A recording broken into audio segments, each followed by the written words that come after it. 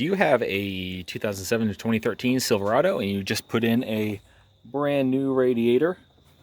It's down there somewhere. Put in a brand new radiator and you start adding coolant and you get maybe half a gallon to 1 gallon in, and you know this truck takes a lot more coolant than 1 gallon. And no matter what you do, it's just not flowing through. You're squeezing radiator hoses and trying to get air bubbles out, but it's just not going anywhere. Here is what you can do. Unclamp this top radiator hose. You see those air bubbles? Get it off just enough for air to start coming out, but not to where you're just wasting your coolant on the ground. A little bit might spill out. Put your pan under there, of course. EPA will give you a cookie. If you tweet them on Twitter that you disposed of your coolant properly, they will mail you a cookie. So just loosen that up a little bit, let air escape, and then just go about as you were. Adding coolant. By the way, I forget who told me this, but always pour your coolant jugs, turn them sideways. It helps you stop it from glugging and spilling all over the place. Same thing with oil bottles. And then just keep an eye on that back there. Once it starts pouring out, or you get too high here. Let's see, we're above the fill mark, so we'll check over here.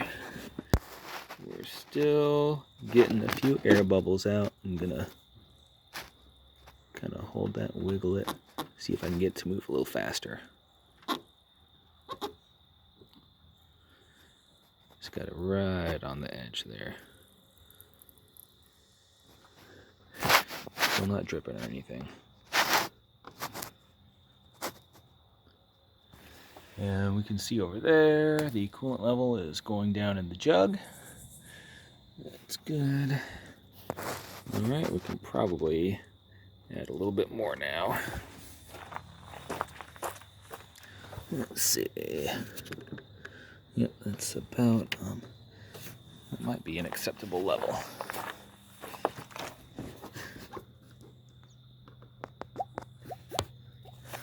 Let's see. Not quite, we want a little bit more in there.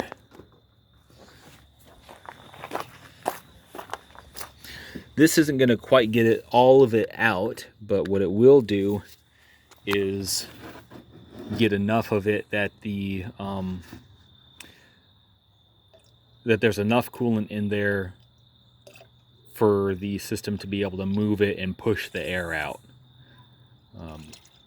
Air pockets really aren't, they're not that hard for the cooling system to work out as long as they're not large air pockets. Large air pockets where basically the water in there just has enough room to just slosh around all over itself without moving through the system where it's supposed to go.